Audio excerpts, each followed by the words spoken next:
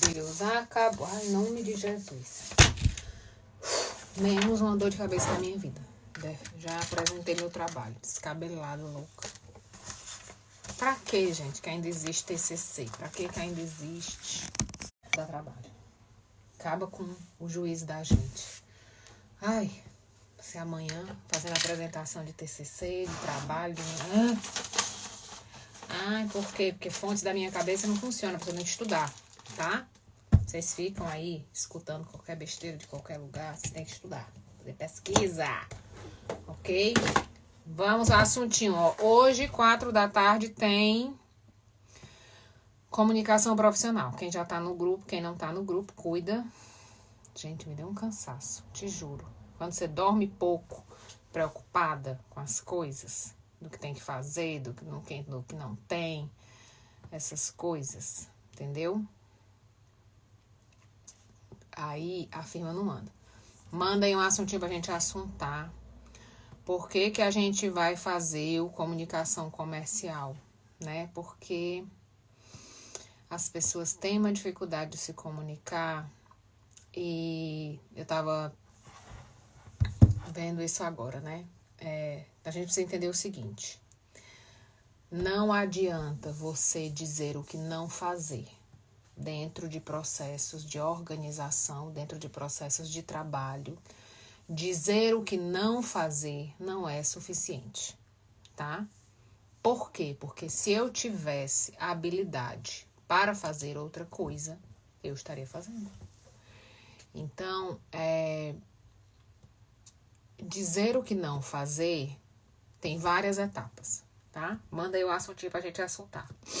Quando alguém comete um erro, ele sabe que fez errado? Ou ele sabe que tá errado, mas ele só sabe essa parte? Ele sabe outra possibilidade? Ele sabe consertar isso? Porque eu preciso saber se isso é uma questão de caráter, se é uma questão de falta de instrução, se é uma questão de adaptação, se a pessoa não sabe se adaptar, se a pessoa de repente não sabe desenvolver uma ideia, mas ela sabe executar uma ideia. Então, quando alguém erra, quando a gente tem problema de comunicação, quando a gente tem problema de execução, eu preciso saber se eu estou falando de um erro consciente ou de um erro de tentativa. Se eu tenho consciência de que está errado, eu sei o processo certo, eu desconfio ou eu não faço a menor ideia de como fazer, por isso que eu estou fazendo aqui. E se você me disser o jeito certo, eu aceito fazer ou eu não aceito fazer, eu só aceito fazer do meu jeito, tá? Eu aceito que tá errado e vou fazer de outro jeito, ou eu não aceito que tá errado, quando você virar as costas eu vou fazer de novo. Então, quando a gente fala de erros, a gente precisa ter essas continhas, tá? Manda aí um assuntinho pra gente assuntar, que hoje, 4 horas da tarde, vai ter comunicação. Eu acho o rolê aleatório do meu perfil é assim, comunicação, constelação, tudo misturado. Uma pessoa me mandou uma pergunta assim, ó. Ah, Leiliane, teu perfil é sobre o quê? Sobre o que eu quiser. Uma hora dessa. Uma pessoa me perguntou assim, é verdade? Eu já acho ótimo. Assim, ó, são necessárias várias questões de constelação para poder quebrar um padrão? Oi? Eu posso passar por 200 constelações e não quebrar nenhum padrão. Posso passar por nenhuma e quebrar o padrão. Então, assim, perguntas aleatórias, né? E aí, outra menina me perguntou, ela me mandou um vídeo de uma influenciadora que diz assim, ela perdeu um cliente de 8 mil reais porque fez um conteúdo que desagradou o cliente. Não, amor, me erra, tá? Me erra. Ninguém perde cliente porque fez um conteúdo que desagradou um cliente. Um cliente que deixa de ser seu cliente, ele não quer ser seu cliente. Ele vai encontrar uma desculpa para fazer isso, tá? Ele não quer mais te pagar por uma série de fatores.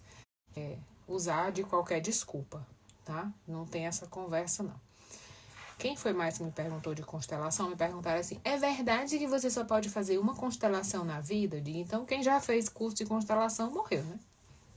Quando a gente faz curso, passa o dia todinho fazendo constelação, de manhã, tarde, de noite. Gente, eu não entendo de onde surgem essas regras, de onde surgem essas questões de rigidez. Por quê? Porque A constelação, seja ela estrutural, seja ela familiar, ela é um conceito sistêmico, ou seja, ela é um conceito que engloba, né, várias teorias e várias áreas. Se eu vou trabalhar dizendo que isso é isso e isso é aquilo, eu já não estou dentro dessa abordagem, já estou fora, tá? Então, se eu digo que o certo é, e nananana, ou quando a mãe faz isso, é porque a filha faz aquilo, ou se quando o pai faz aquilo, é porque o pai dele, nananana, eu já não estou trabalhando com abordagem sistêmica. Estou trabalhando com abordagem linear, pensamento dual, mecanicista, é toda uma história, tá certo? Eu gravei essa aula do modelo mecanicista e etc, etc, lá no Museu d'Orsay, em Paris. Vai estar no curso de Constelações Alain de Bert, tá? Para vocês entenderem toda essa história, tá? Não tem como você estudar a história da humanidade sem estudar a arte. Por quê? Porque a arte grita o que a sociedade está vivendo, mas não pode reclamar, tá? Uma vez que sempre existiu repressão e mecanismo de repressão. Então, a arte, ela servia e serve até hoje para registrar as dores da sociedade, que a sociedade não pode reclamar, porque será presa, será morta, será enforcada, será ter a cabeça arrancada na guilhotina. Então, não dá para você estudar nada de processos terapêuticos, nada de processos da humanidade, nada de processos da comunicação, se você não estudar história. Não estudar principalmente a arte dentro da história, as expressões artísticas dentro da história. Tem um quadro maravilhoso lá em Portugal, eu vou tentar ir lá quando eu for, que ele mostra uma cirurgia na cabeça, assim. O cara abrindo a cabeça, né, um operando, o outro limpando ali o chão e tal. Ele traz várias ideias, mas a ideia central é uma cabeça aberta. A medicina avançou muito, tá? Falha na internet. Na época da guerra, por quê? Porque abriam o judeu vivo. Cortavam de todo jeito, tá? Então, se eu não estudo isso, se eu não conheço isso, como que eu vou atender alguém? Como que eu vou entender as dores desse sistema, dessa família, né? Dessas questões. E é por isso que os estudos terapêuticos, eles são geográficos, tá? Se você estudou psicologia no Brasil, você vai atender brasileiro. Se você estudou em Portugal, você vai atender o português. Para você trabalhar com processo terapêutico com pessoas de outra cultura, você precisa estar inserido nessa cultura pelo menos 10 anos, para você entender a cultura.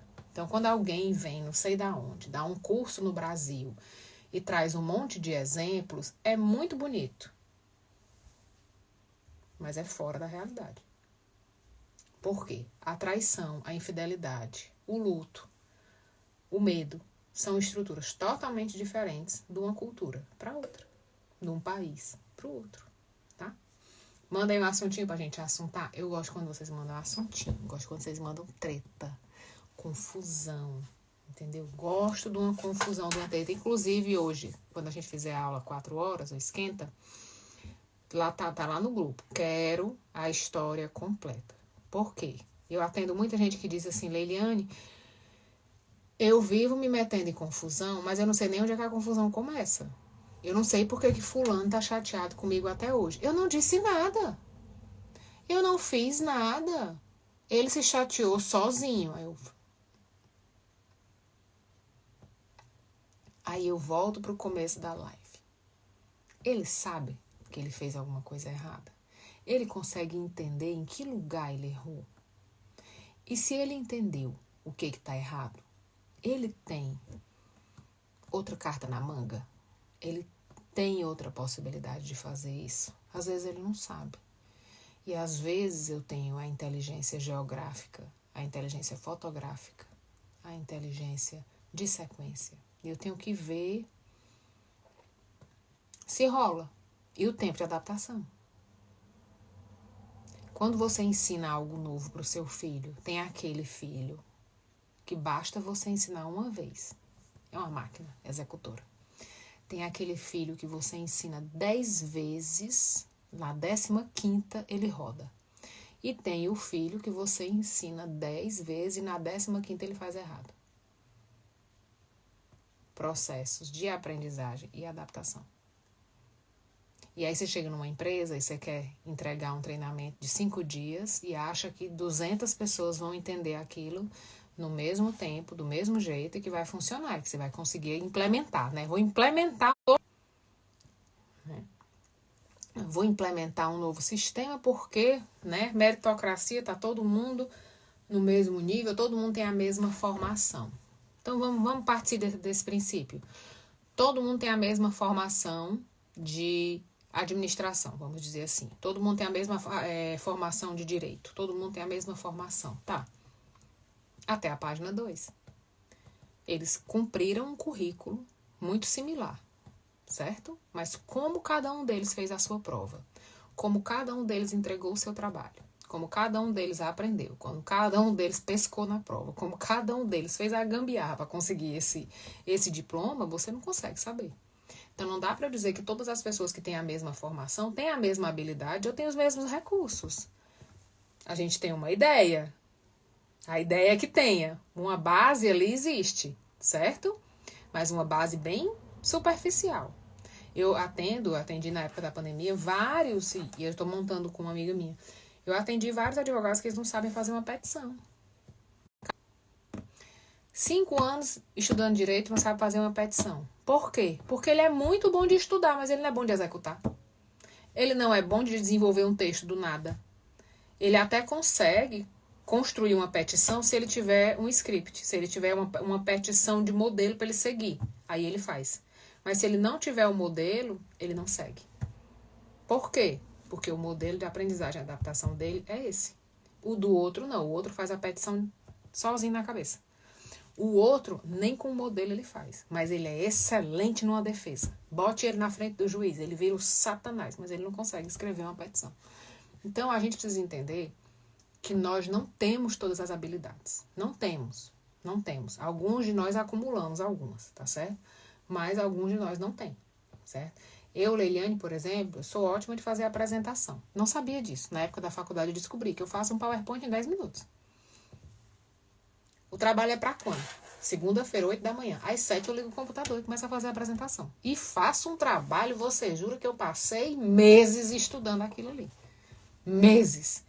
Eu tenho pessoas que vieram estudar comigo, extremamente capacitadas, que não conseguem montar um slide. Ok. É para isso que existe trabalho. É pagar alguém para fazer o que a gente não sabe. Qual é o problema da humanidade? É não admitir a frustração. Não admitir o próprio limite. Isso aqui não dá para mim, eu não sei. Vou pagar alguém para fazer. Não. Eu vou aprender, eu vou comprar um curso, não sei de quê, vou comprar outro curso, não sei de quê. Eu vou comprar inteligência artificial. Eu vou mudar o mundo e vou fazer. Não é possível que eu não seja capaz. É, amor, é possível. É super possível. Manda aí um assuntinho pra gente assuntar que eu vou embora, que eu tenho que ir ali na primeira comunhão da minha filha, porque o dia de hoje é só o dia de hoje. Hoje tem apresentação de tese, hoje tem aula, hoje tem comunhão de filho, hoje tem a outra com os problemas dela. Eu vejo você, você faz parte. A vida é uma caixinha de surpresas, não é verdade? Tem que fazer o almoço, né? Aqui são 5:30 da tarde. Se você não me conhece, eu vivo na Bélgica. Tem hora que dá tilt na minha cabeça. Contem um assuntinho pra gente assuntar. Eu gosto de assuntinho, eu gosto de perguntinha, eu gosto de treta. Treta de família, treta de trabalho, certo? Tretinha. Tretinha, tretinha, tretinha, tretinha. Comunhão da filha aqui, ó. Oh, mulher, ela tá tão feliz. Eu fui expulsa, né, da Eucaristia. Eu fiz até a primeira comunhão, mas eu fui expulsa. Mamãe foi lá conversar pra eu poder, pelo menos, terminar a comunhão, a bichinha, né? Fui expulsa. Fui expulsa da primeira comunhão. Mamãe, minha filha, não é possível que você seja assim. Eu digo, não, mamãe, não dá pra mim. Aí a minha filha tem que fazer, né? Que meu marido quer que ela faça. Aí ela, mamãe, você fique calada. Vá, responda o que é pra responder, seja feliz. Aprenda que o sistema é esse. Pra seu papai ficar feliz. Acabou a conversa, tá bom?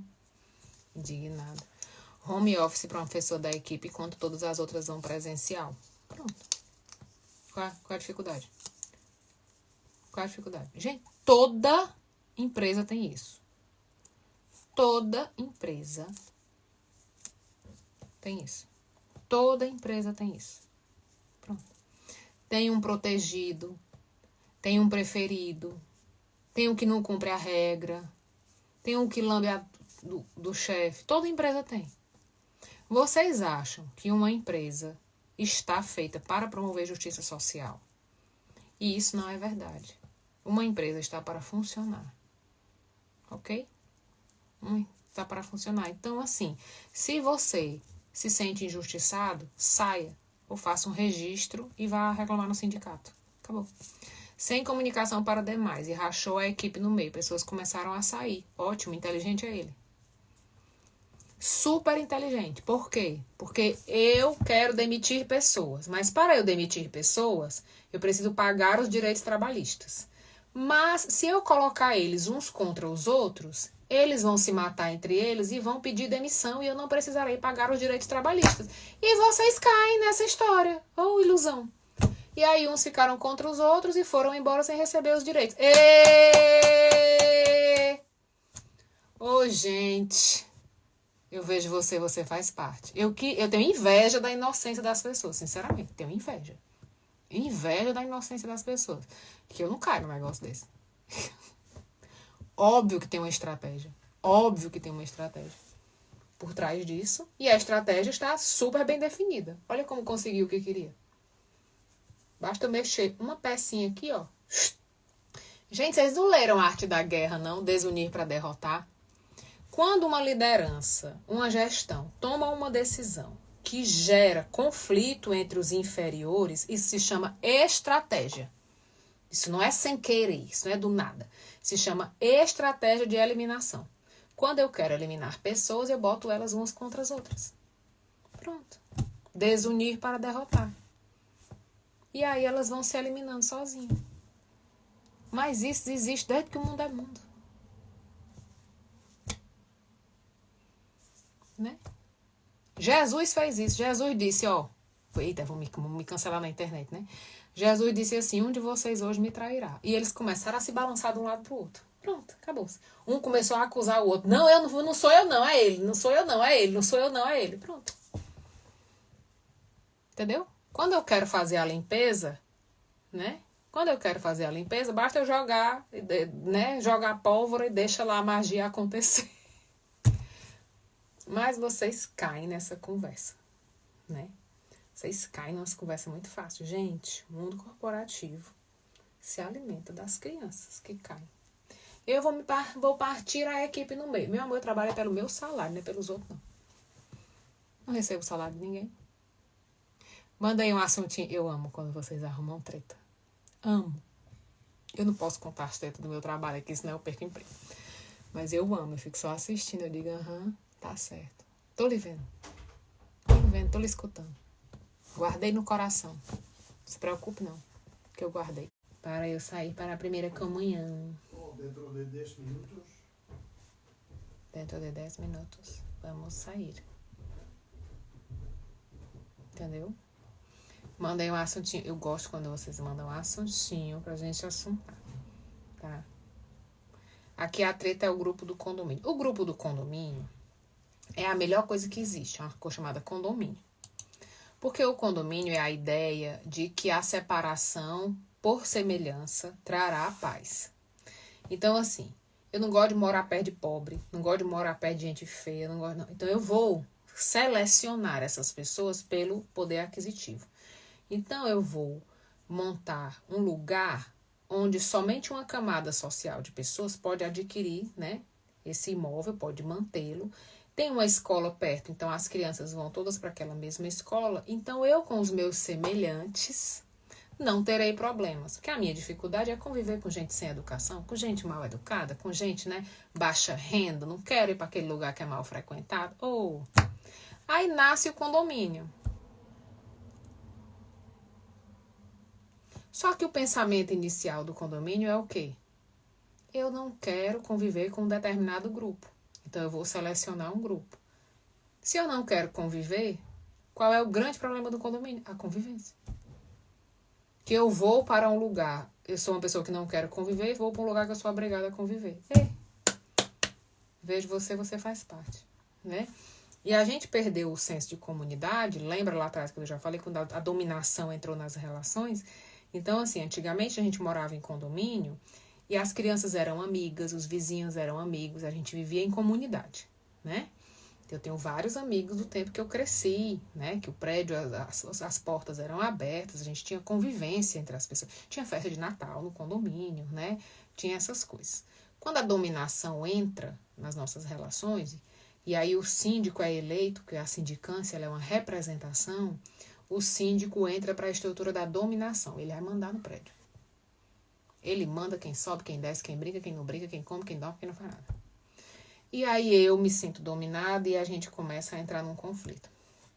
Então, assim, hoje em dia os prédios, eles são construídos, tem uma ideia na época de São Paulo, né, que agora o elevador sai dentro do apartamento. No resto do Brasil também existe isso. Mas, assim, eu lembro do relato das meninas que era dizer assim, eu comprei esse apartamento porque aqui não tem vizinho. Aqui eu não tenho vizinho de porta. Eu não tenho que ver a cara do meu vizinho. Eu pego o elevador e o elevador vai só para essa torre, o outro vai para essa torre, o outro vai para essa torre, entendeu?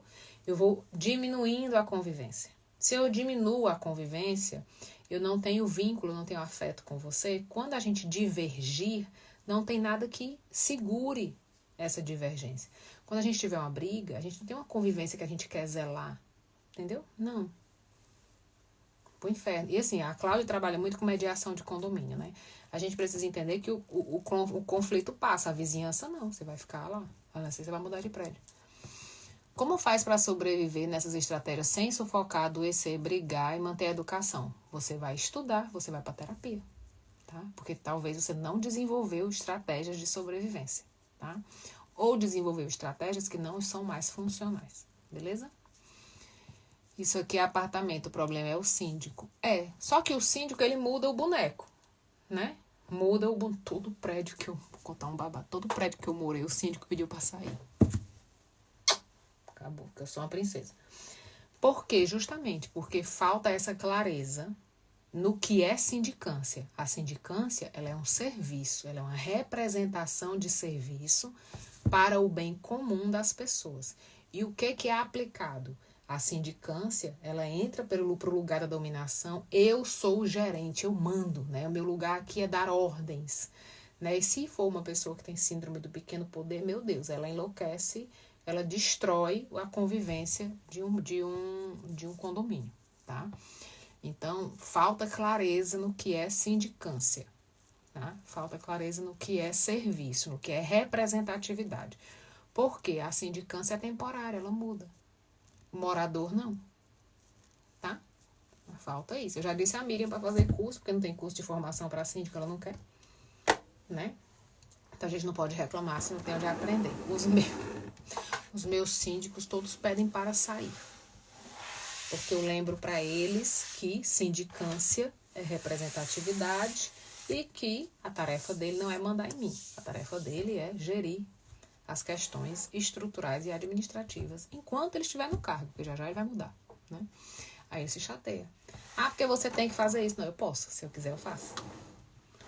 Tenho esse imóvel há 40 anos. Há 40 anos eu não estava aqui, eu digo exatamente. Pouco barulho.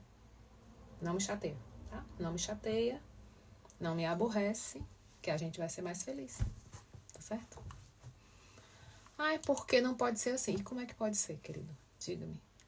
Diga-me como é que pode ser. Como é que precisa ser? Porque eu preciso. Você precisa? Ou o condomínio precisa? Porque você é só um representante, né? O que é que o condomínio precisa? O que é para o bem comum? Mulher chata. Beijos de luz. Chuva de bênção na sua vida. Aí eles pedem pra sair. Sou ótima, vou embora. Cheiro.